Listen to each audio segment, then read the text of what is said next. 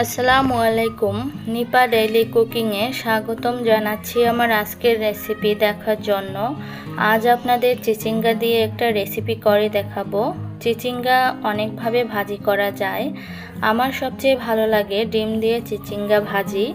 আমি যেভাবে করি সেই রেসিপিটি আপনাদের সঙ্গে শেয়ার করব। আশা করি আমার আজকের রেসিপিটি আপনাদের ভালো লাগবে। তাহলে চলুন জেনে নিই কী করে ডিম দিয়ে চিচিঙ্গা ভাজি করব সেই প্রণালীটি। ডিম দিয়ে চিচিঙ্গা ভাজির জন্য আমি এখানে হাফ কেজি পরিমাণ চিচিঙ্গা নিয়েছি। চিচিঙ্গাটা খুব ভালো করে পরিষ্কার করে তারপরে কুচি করে কেটে নিতে হবে।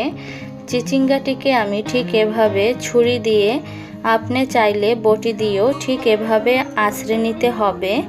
এভাবে আঁচড়ে উপরের যে খোসাটা আছে সেটা ফেলে দিতে হবে।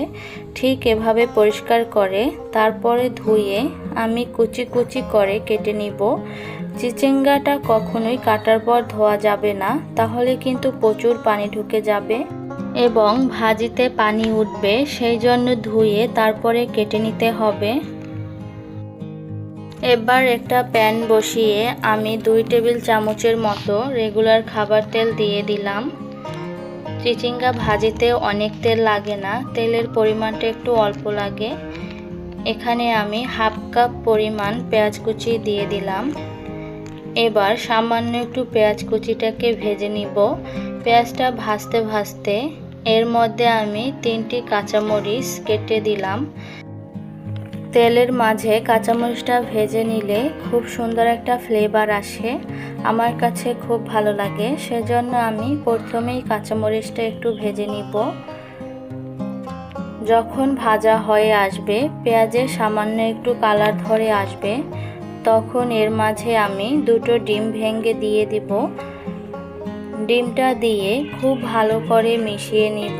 তেলের মাঝে খুব ভালো করে নাড়তে হবে, যাতে ডিমটা একসাথে জমাট না বেঁধে ঝুরা ঝুরা হয়ে যায়। সেই জন্য অনবরত নেড়ে ডিমটাকে এরকম ঝুরা করে নিব। ডিমটা ভাজা হয়ে গেছে, 1 থেকে 1.5 মিনিট ভাজলেই হয়ে যাবে। এবার এর মধ্যে স্বাদ অনুযায়ী লবণ দিয়ে দিব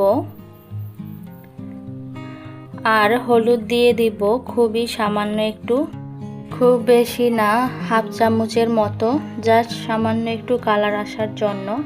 খুব বেশি হলুদ দিলে কিন্তু ভাজির কালারটা আর সবুজ থাকবে না। খুব ভালোভাবে নেড়ে হলুদ ডিমের সাথে মিশে যাবে। ঠিক তখন আমি যে চিচিঙ্গাগুলো কেটে রেখেছিলাম সেই কাটা চিচিঙ্গাগুলোর এর মধ্যে দিয়ে দিব। দিয়ে খুব ভালো করে নেড়ে মিশিয়ে নিব ডিম আর চিচিঙ্গা।